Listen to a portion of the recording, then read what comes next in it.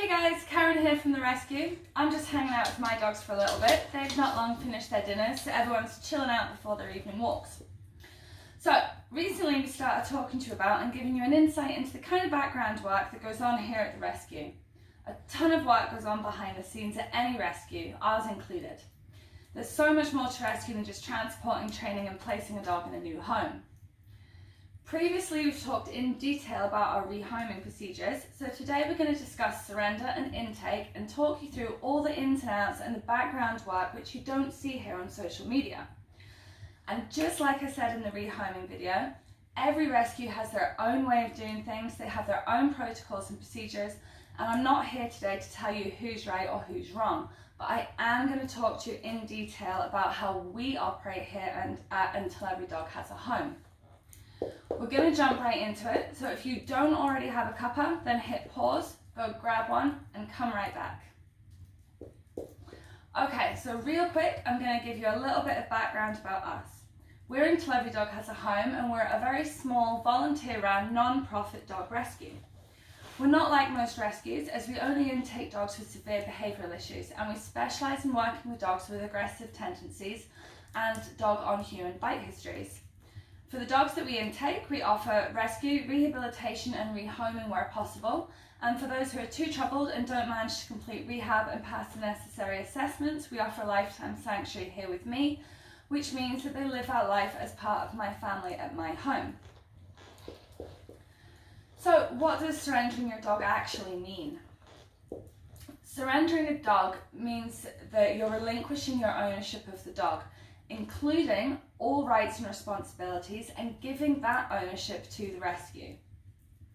At the time of surrender, the surrendering party sign a legally binding contract which hands over all rights and ownership of the dog to us or to whichever rescue is taking the surrender. After this document is signed by you, you will no longer have any rights or decision-making rights to the dog, and this includes medical, training and rehoming decisions, and the dog will no longer be available to be returned to you at any point should you later change your mind. There are a million reasons why someone might choose to surrender their dog to a rescue. Change in circumstance, ill health, lack of compatibility, behavioural issues, the list goes on and on. Often the surrender is actually in the best interest of the dog. A good rescue won't judge you or your decision to surrender, but it is important that you tell the rescue the real reason why you're surrendering your dog, so that they can make the very best decisions going forwards, and so that they can decide if they are actually the best rescue for your particular dog. Here at our rescue, the reason for surrender is always the same, and that's due to ongoing or escalating behavioural issues which the guardian or the current rescue can no longer cope with. A lot of the dogs which come to us are actually already within the rescue system but under the care of other rescues who, like the surrendering guardians, can't cope or don't have the experience or resources to progress the dog through their issues. More often than not, in both guardian and rescue surrenders, these behavioural issues include dog on human bite history or ongoing aggressive tendencies. So how is the dog surrendered? Well, this depends on the individual rescue, and as I said, other rescues may operate slightly differently, but I'll talk you through how a dog is surrendered to us here at Until Every Dog Has a Home. So, the first step is us having space to accept the surrender of your dog. Sadly, we have to say no to far more dogs than we can say yes to, and this is simply down to space, resources and funding. We are contacted via email, our website and social media with numerous requests every day for the intake of dogs who have been refused placement elsewhere or whose euthanasia already has a date. And these requests come from private guardians, rescues and even local dog wardens. When we do have space, the first step is having the surrendering party complete a surrender request form and send it back to us. This is a short form which gives us important information to enable us to decide whether or not we are able to accept surrender of the dog.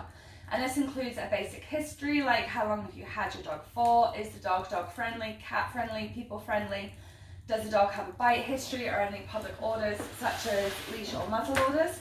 It also asks about the dog's current training and handling levels, their diet and exercise, and any medical problems which the dog might have. Once this has been completed and returned to us, we decide whether or not we're able to intake. And if so, then we contact the surrendering party via email to confirm that we can offer placement and to accept the surrender of the dog, and to ask for any additional information which we might need. At this point, we also send out a surrender information sheet via email to the surrendering party, which explains exactly what surrendering your animal means, what to expect on the day of transfer, what items should be sent with your dog, which includes vaccine cards and vet details, a printout of the dog's medical records from their vet. If the dog requires medication, then we ask to ensure that it's included along with written instructions detailing the medication name, what it's been prescribed for, which vet practice it was prescribed by, and the dosage. We also ask for the dog's microchip details, any other paperwork relating to the dog, including details of previous owners, breeders, or owning rescues, the dog's favourite beds, blankets, or comforters, their favourite toys and bowls, and things like that. And the surrender information sheet also gives advice on how to help your dog through this difficult time. The surrendering party are asked to read through all this information on the sheet and then confirm in writing via email that they have read, understood, and agree to its contents and what happens next. Once we've received confirmation that the surrendering party understand the process, then we arrange a date for handover. Where it's safe for us to do so, and where the dog isn't in an emergency situation, then we always leave a week or 2 weeks between agreeing to accept surrender and the actual handover date. And we do this not only just to give us ample time to prepare for the dog's intake, but importantly, to give the surrendering party time to digest all that information which they've been given and be really sure that they want to relinquish ownership of their dog. Surrender is an emotionally charged time, so we feel it's important to ensure that the surrendering party understands what surrender entails and that they know exactly what to expect on the day, and so that they have time to process and really be sure, because once it's done, there's no return. At this point, behind the scenes, we start getting very busy preparing for the intake of your dog, which includes a whole bunch of paperwork, various risk assessments, and sometimes this may even include an in-person behavioural assessment prior to handover. We then organise transport, which is usually done by me personally, and assume me driving up to 36 hours or more for just one transport run. The reasons we do the transports ourselves, well, there's a couple of reasons, but one is safety.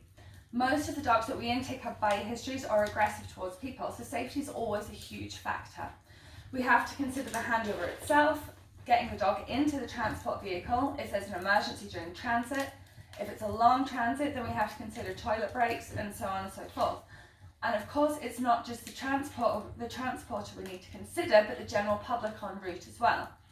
Another reason, which experience has taught us, is that intake is far less stressful for the dog without multiple people handling it and handing over. And it makes the intake on our end far easier on both the dog and us when we personally transport the dog, because we find that bonding begins occurring during that transport run into rescue. And lastly, insurance. Once the dog has been surrendered to us, we become the dog's legal owners, and therefore responsibility and liability for the dog lays with us. Anything that happens next on us. We are one of the few rescues who are insured for working with and rehoming dogs with bite histories, and to get this insurance we have to follow strict protocols and procedures. On the day of handover, the surrendering party already knows exactly what to expect, and we've already been sent a copy of the surrendering form ahead of time so that they have read, completed and understood it before we arrive for the collection and handover for the dog. This again provides another opportunity for the surrendering party to consider and be sure of their decisions, and it helps create a smooth and quick handover by having everything prepared in advance, making it that little bit easier on both the dog and the surrendering party. The surrender form details the dog by name, age, breed, microchip number, and also confirms basic details such as behaviour issues, medical issues and bite histories. It also explains and confirms that the surrendering party understands that they are giving up all rights, title and interest to the detailed dog, and that they further understand that all future decisions regarding the dog will be solely made by us until every dog has a home. We collect the dog from its current home, and once we add our signature to the surrender form, then the relinquishment is complete and ownership and responsibility of the dog is legally transferred to the rescue, and the dog is transported back here to me. Once the transport is completed, then we have to begin the intake procedure. Some intakes are more difficult than others depending on the individual dog, with some of our dogs not being able to be handled on arrival.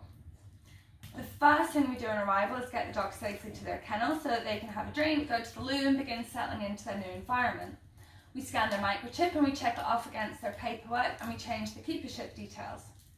And we also complete their intake paperwork and risk assessments. Decompression protocols are put in place right away, and we begin building a trusting relationship with the dog. We assess the dog on a day-to-day basis over the first couple of weeks, and then complete full behavioural assessment is done once the dog is fully decompressed. From here we develop the dog's individual training plan, and rehabilitation begins. If you'd like to know more about our decompression, rehabilitation assessments, rehoming criteria, adoption process and all that good stuff that happens after intake, then once you finish watching this video, you can jump over to our rehoming video, which talks about all of that in detail. I'll pop the link in the comments or the description somewhere. Once the surrender of a dog is complete and the ownership is relinquished, the dog becomes the responsibility of us, the rescue, and we take that responsibility seriously.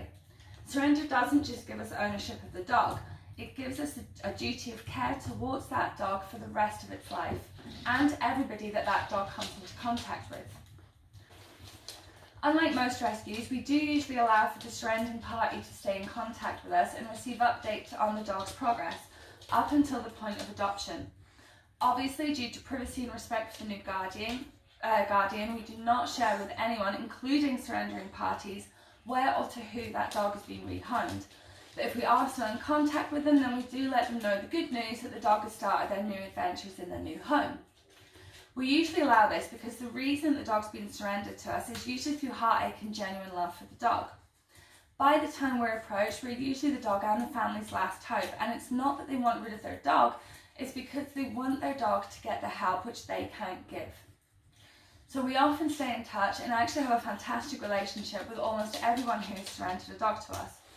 Of course, once a dog moves on to their new home, we can no longer provide updates.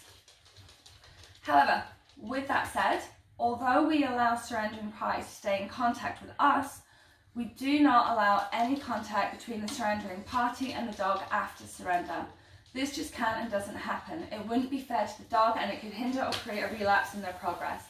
And this is the same reason why no rescue will ever return a dog to the person who surrendered it to them. There's that history there and if they've surrendered the dog once, there's a high chance of it happening again, especially when the surrender is due to an inability to cope with the dog's behavioural needs. So, that is surrender and intake.